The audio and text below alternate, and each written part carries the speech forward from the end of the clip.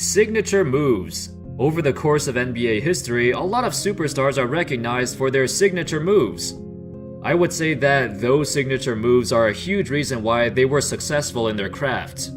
How's it going, fellas? My name's Andy, and today we're going to take a look at the top 10 most iconic signature moves in NBA history. Alright, let's get started. Number 10. Rajon Rondo's behind the back fake pass.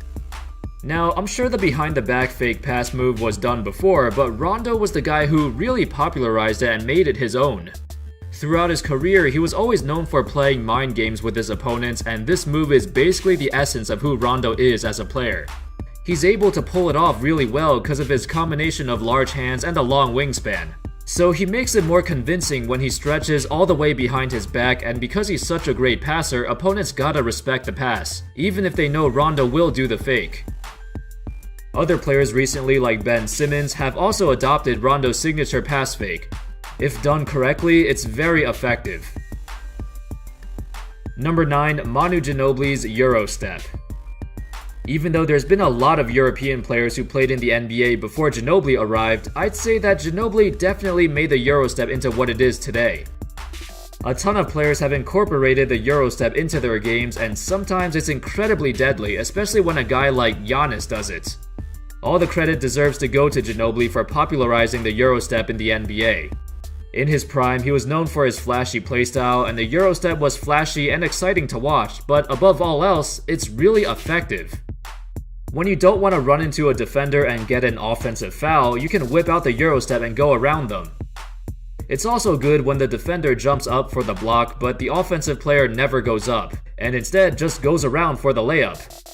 It's amazing how many players use it today, but nobody did it better or made it look as cool as Manu Ginobili.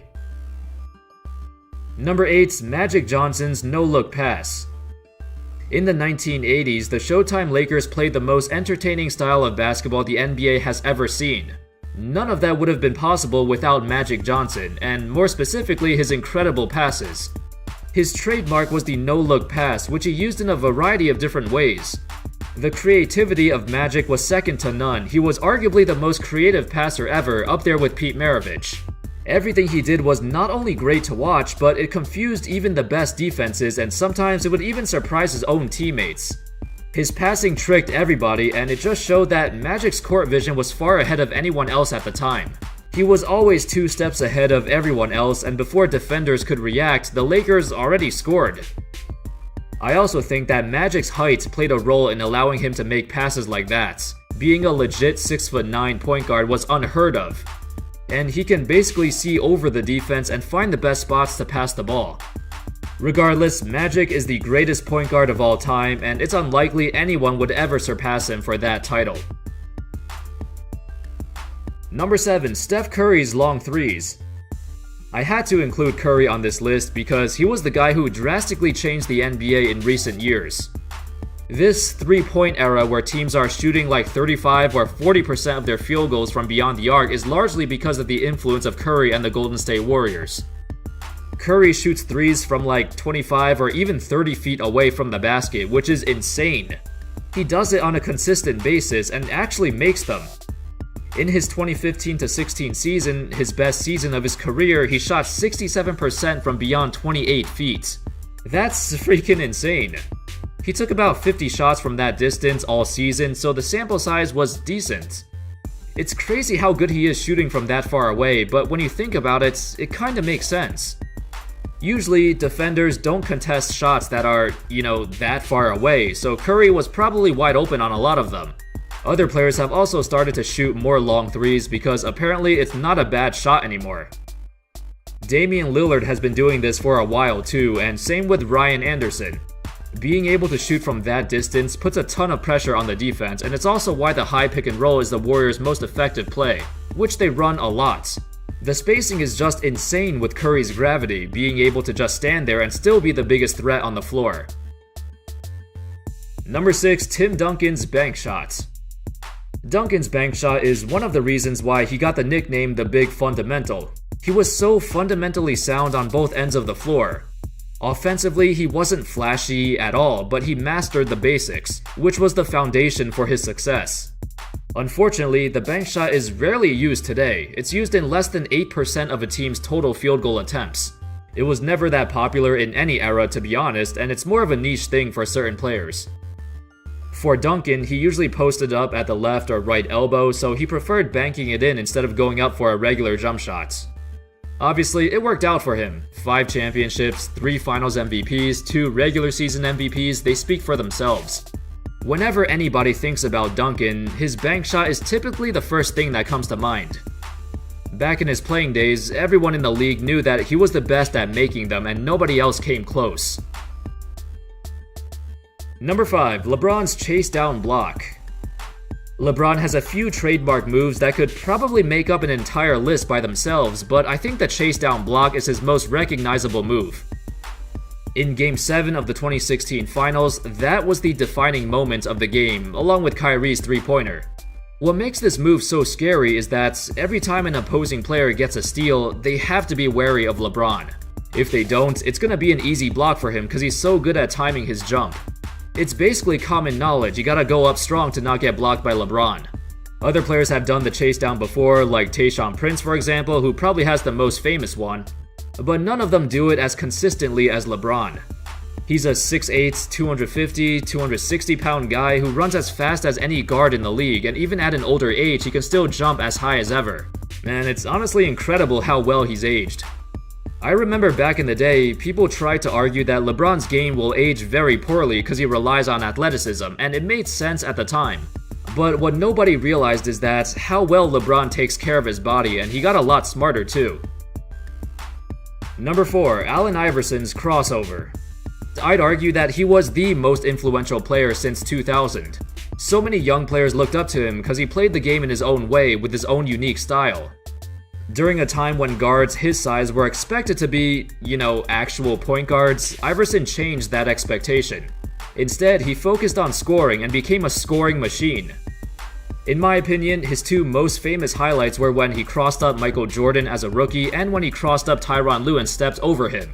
And what do you see in both of these highlights? His crossover. Iverson's crossover is his signature move and inspired millions of people to go out to their backyards and try to copy it when playing pickup. Although there's been some controversy about it recently, Tim Hardaway believed that AI carried the ball every time he did a crossover, and I will admit he bent the rules a little bit, but it was still hard to call it traveling. Nowadays, pretty much everyone quote-unquote carries the ball during a crossover, but the refs don't call it.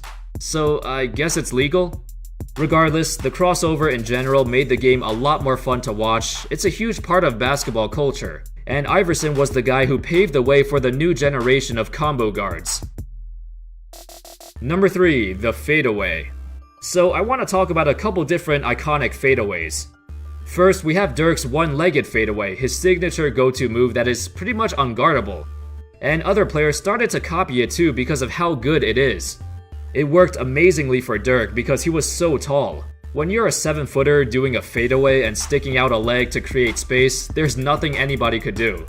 He's going to get a high percentage shots every time because it's like the defender isn't even there. The other fadeaway is the MJ or Kobe style fadeaways, where they create space by making a quick move or turning their shoulder after a post-up. Now, what separates MJ and Kobe's fadeaways from the average player's fadeaway is that they primarily rely on their footwork and elevation when they jump. They're only 6'6" with average wingspan, so they can't just shoot over everybody like Dirk. In my opinion, they also have the most aesthetically pleasing fadeaways to watch because it's just a cool move. A mid-range fadeaway is a high-risk, low-reward shot because it's kinda inefficient, but when it goes in, it looks amazing. Kobe, especially, made a career out of taking difficult shots, and the fadeaway is no exception. It's really hard to pull off, and most coaches nowadays don't even want their players to take a shot like that. But for those 3 guys, it was their bread and butter. Number 2, Hakeem Olajuwon's Dream Shake. The good old Dream Shake, the move that defined Hakeem Olajuwon's career. In his most famous highlights, the one against David Robinson, Hakeem put him in a spin cycle. This was in the 1995 Western Conference Finals. Robinson got his MVP trophy and Hakeem got his revenge, putting up 35 points, 13 rebounds, 5 assists, and over 4 blocks in the 6-game series. It was without question the best series of his career, and he put on a full display of his Dream Shake. Hakeem is arguably the greatest post-up player in history. He was so versatile and quick. He was unguardable in the paint because he had so many moves, and if one move didn't work, he just used the next one. Hakeem has said that the inspiration for his Dream Shake was based off of his days playing soccer. He realized that soccer players had great footwork, so he incorporated it into basketball. The Dream Shake was all about footwork and instinct. A lot of superstars over the years have went to Hakeem to get some training to improve their footwork, but the Dream Shake is something that can't be taught. And that's why we'll never see another Hakeem Olajuwon. Number 1. Kareem's Skyhook. The most iconic move ever. The move that defined the career of the player who scored the most points in NBA history. The move that looks pretty basic and should be easy to replicate, yet nobody has been able to do it. And why is that? Well, firstly, Kareem was massive. He was listed at 7'2", but it's been speculated that that was without shoes on, so he'd probably be listed at 7'3", or heck, maybe even 7'4" if he played today. Secondly, Kareem's Skyhook was a lot different from the normal hook shots. When most players do a hook, the power comes from their arms. But with Kareem's Skyhook, he used mainly his wrist. This allowed him to get a lot more control when he shoots, cause it's almost like a regular jump shot. Additionally, Kareem barely moved when he did the Skyhook. He lifted up his leg and jumped a little bit, but the main idea was to focus on controlling the wrist movement to accurately hit the shot. In recent times, players try to replicate the Skyhook, but they usually end up doing this weird running hook floater thing. It looks cool, but it's inconsistent.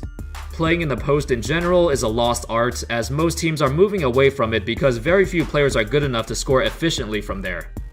I doubt we'll ever see anybody else master the Skyhook, the most unguardable shot in NBA history. And that's all, folks. Those were, in my opinion, the top 10 greatest, most iconic signature moves ever. Honorable mentions to George Gervin's finger roll, Tim Hardaway's crossover, James Harden's step back. Honorable mention to Pistol Pete's elbow pass, and Jason Williams' elbow pass as well. And Kevin Garnett blocking shots after the whistle. Alright, I hope y'all enjoyed that video. Thank you all so much for watching, and I'll see you next time. Peace.